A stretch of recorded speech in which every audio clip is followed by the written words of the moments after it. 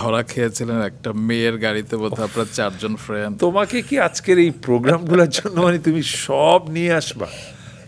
এটা তো আমি দর্শকদের জানাতে চাই, একটু থাকে না স্পাইস দরকার তো আমার। তুমি যে আমাকে এতগুলো মানে উপাধি দিলা, এত ভালো ভালো ভালো ভালো বললা, ওই সময় তো আমি ভালোর মধ্যেই ছিলাম না। আমি এখন মনে করছি কেন আমি মনে পড়ছে আমি ভালোর মধ্যে ছিলাম না। মানে ওই সিচুয়েশনটা, আমি কলেজ থেকে বাসায় ফিরছি আমার ফ্রেন্ড রাশেদের গাড়িতে করে। রাশেদ ড্রাইভার সরিয়ে সে নিজে গাড়ি চালাবে, তখন আমরা মাত্র কলেজে পড়ি।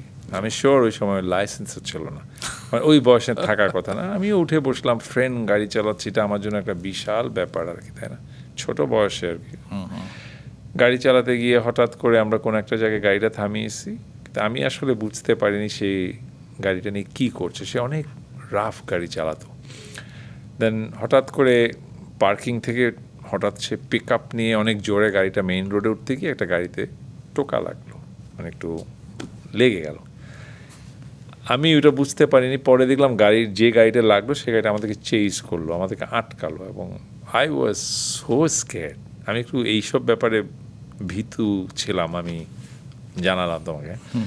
আই এম ভেরি স্ক্যার্ড বিকজ আমি জানি কিছু হলে আমার বাসায় এটাকে স্ট্রিক্টলি আমার উপরে একটা থাকে না, অনেক বাসায় একটু বকাটকা দিয়ে আর কিছুই করে না, বাট আমারটা হয়তো অন্য লেভেলের শাস্তি হবে।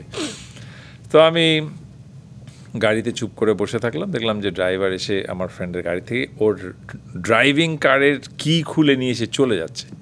তাই আমি ভাবলাম তুই গাড়ি চালাবি কেমনে, ও তো চাবি নিয়ে চলে গেল। কিন্তু আবার ওই একটু হিরোইজমটাও চলে আসলো, দৌড়াই আমিই নামলাম, যার গাড়ি সে নামলো না। আমি দৌড়ে নেমে ওই ড্রাইভারকে ধরে বললাম, ভাই সরি ভুল হয়ে গেছে, চাবিটা দিয়ে দেন, তারপর আপনি আমাদের সাথে চলেন, ওনার যার গাড়ি ওর বাসায় গিয়ে কমপ্লেন করেন, যা যা করণীয় করেন।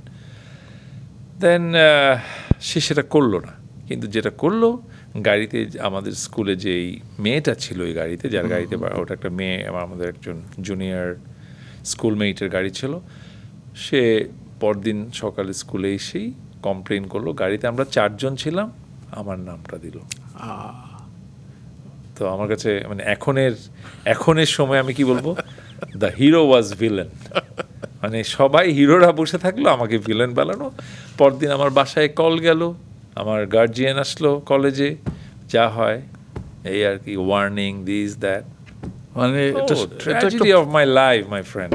নবুল ভাই, এটা কিন্তু ভাবতে ভালো লাগছে যে আপনাকেও, এখন ভাবতে আমারও ভালো লাগছে। আমি ওই সময় যে আমার কি হয়েছিল, আই ওয়াজ ওয়ান্ডারিং, আমাকে কি কলেজ থেকে বের করে দিবে? আমি যে বললাম ইটস এ ভেরি রেজিমেন্টাল একটা কলেজ, আমার বাসা এটা কিভাবে নিবে? My mother was so strict. তবে সেই ছেলেটা আসলে অত দুষ্ট না, সেটা আমরা জানি, এবং সে লেখাপড়ায় যতই বলুক যে সে অ্যাভারেজ ছিল, পরবর্তীতে সে কিন্তু বেশ ব্রাইট রেজাল্ট করেছিল, ব্রাইট পড়াশোনা করেছিল। আপনি ম্যানেজমেন্টে মাস্টার্স করেছেন এবং পরবর্তীতে MBA করেছেন, এবং যতদূর জানি আপনি হার্ভার্ড বিজনেস স্কুল এডুকেশন।